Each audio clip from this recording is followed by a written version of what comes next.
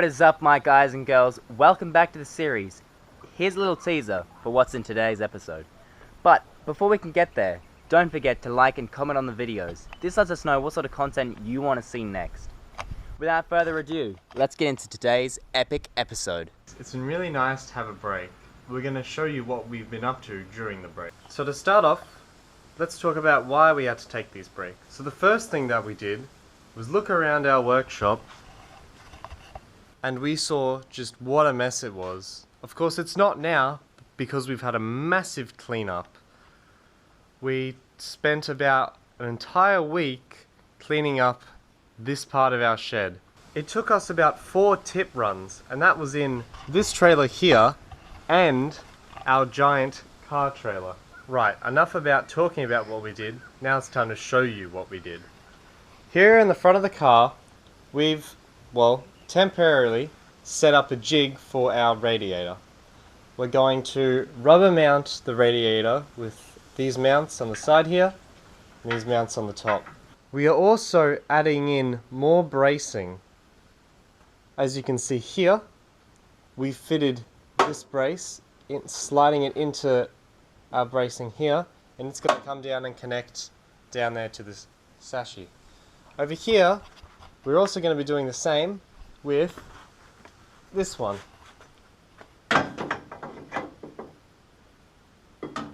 Okay, so we've sort of got the wiring in the car run through the car where we want to get it, or where we wanted to put it.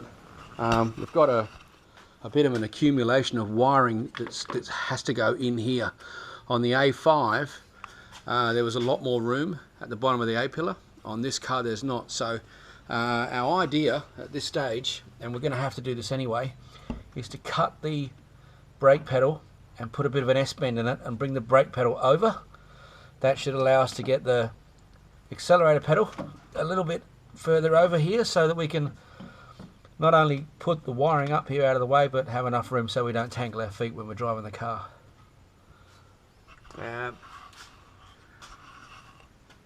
The other thing, of course, is tidying up the wiring in the engine bay, which hasn't been done yet.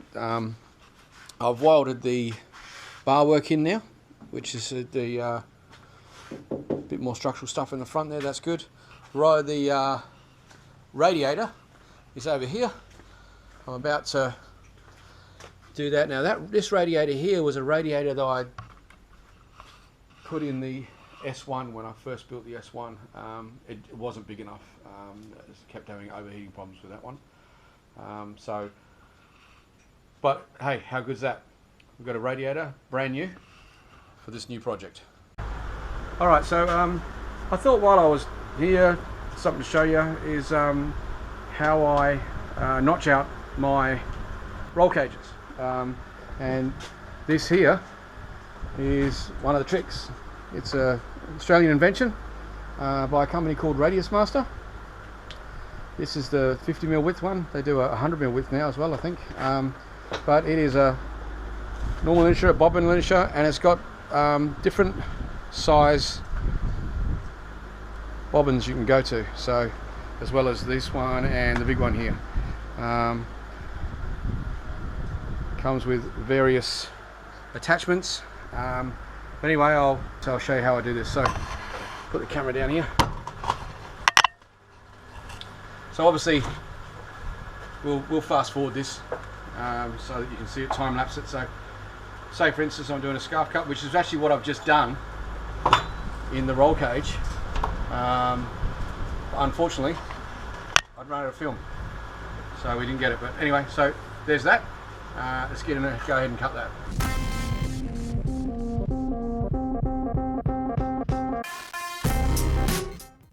So obviously there's my scarf cut. Scarf cut like that. Now I want to scallop it to go on there. So the easiest way I found to do that is I'm going to cut straight off there, and you'll see why.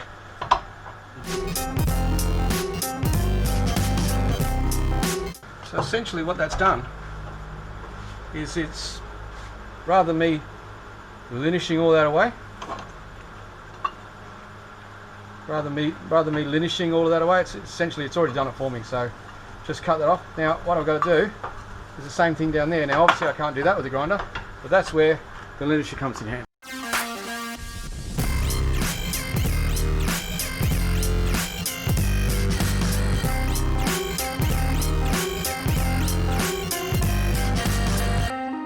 So this size bobbin or this size bobbin is more or less the right size for me. I'll tell you what I'll do, I'll go with the slightly smaller one.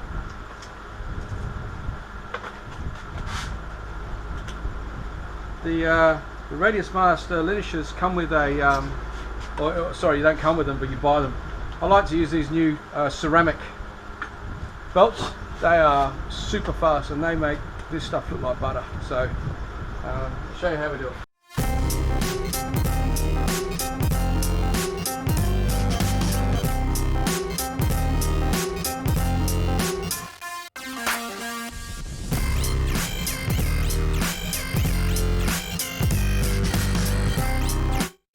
So as you can see, that's super fast, super easy. I've had notches before by the various companies, but I found this thing just to be so quick and so easy.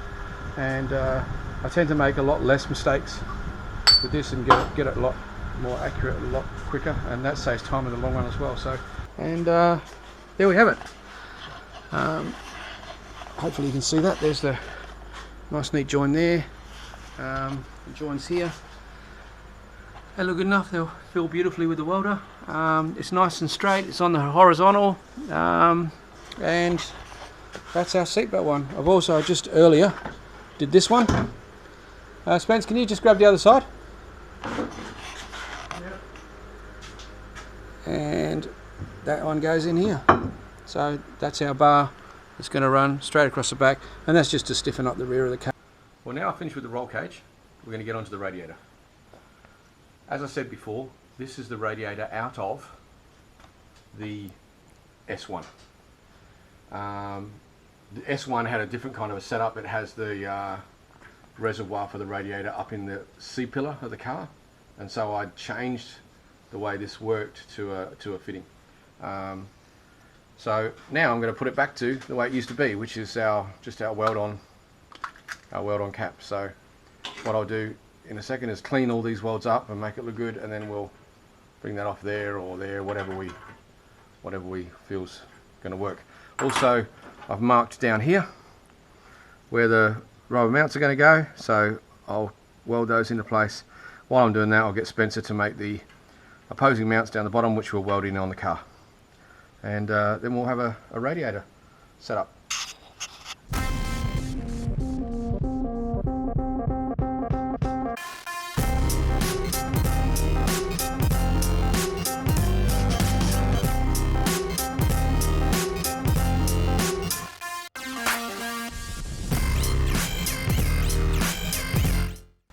Well, there we are.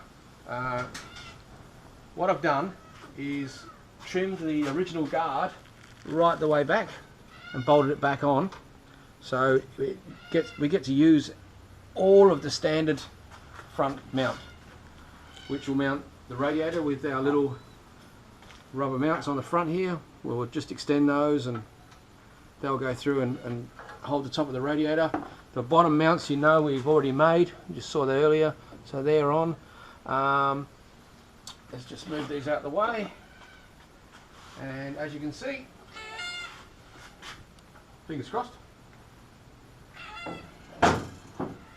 everything fits. And I've looked underneath, and the bonnet misses the radiator by... What's going on here? Oh, it's... Thanks, Spence. Well, there you go. That shows you how well it fits. Yeah, that's really good. It even utilises the safety catch, so we know we're in the right place. It just makes life a lot easier. This will allow us also to fit this lower bar, which is a standard lower bar, which will make some aluminium mounts up and weld those onto there. And I've left plenty of room for the intercooler. So, looking good.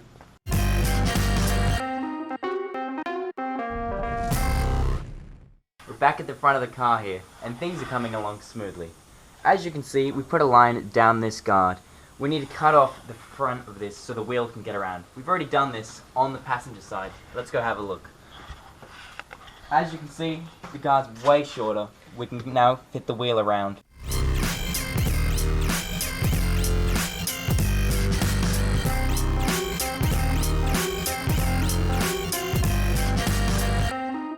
Right, now it's time to lower the car and see how much clearance we have. This will be good actually because the wheel will disappear inside the car. Keep going, mate, don't stop. Alright, come back and do the steering wheel. Turn it all the way to the left hand side. Fucking beautiful, Mitch. And back, and back. Right, so Mitch, now what you say? That is awesome. Alright, that's it, that's enough, that's enough. Back into the centre. And now what you say? Back again, that's it, now what you say? Now that's awesome.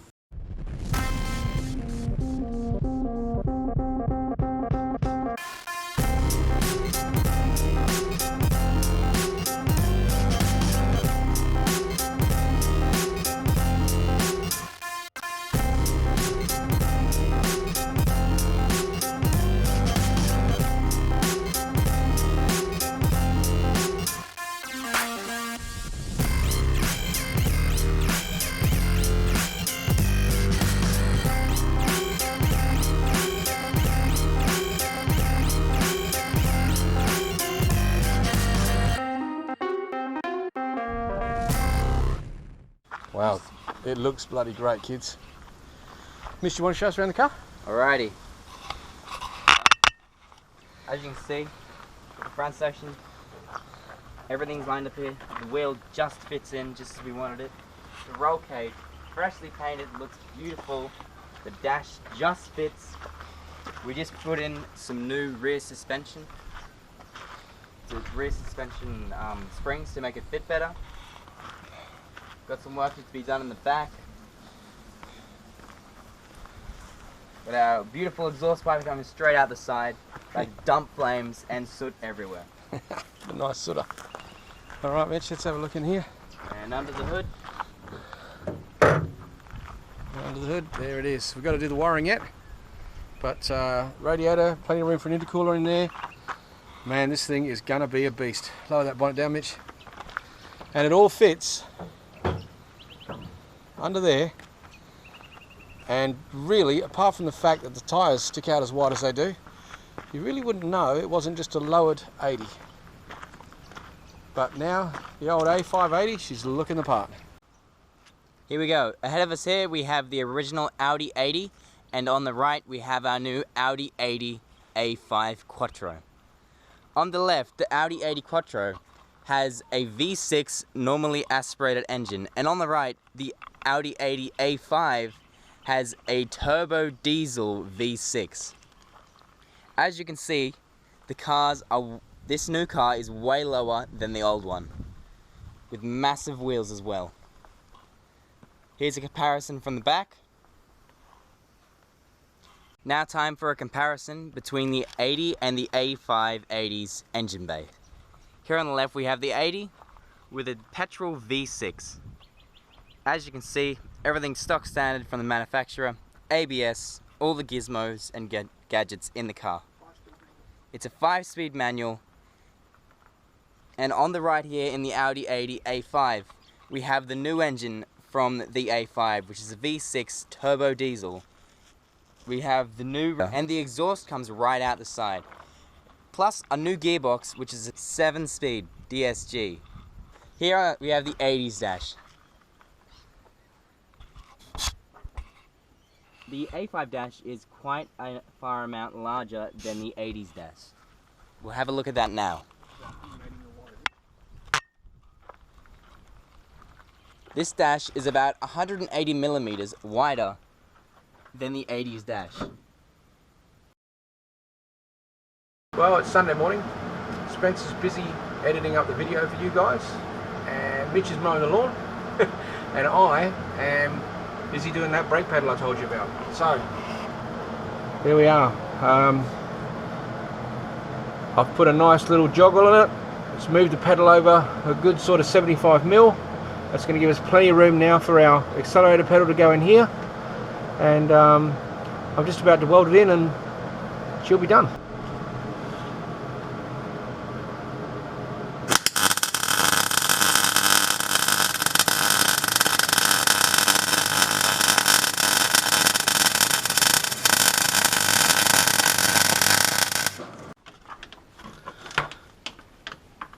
And there we have it. A little bit of paint, and that'll do. It's nice. It's not going to go anywhere, that's for sure. There's plenty of weld on there, and since it's a fairly important pedal, I thought I'd make sure it was dead right. So we now have plenty of room. If I can get this light out of the way, we now have plenty of room for our accelerator pedal, which goes up onto this casting up here. So that'll be the next step. We want to know what you guys like to see on our channel, so don't forget to like and comment so we can see what you want to see.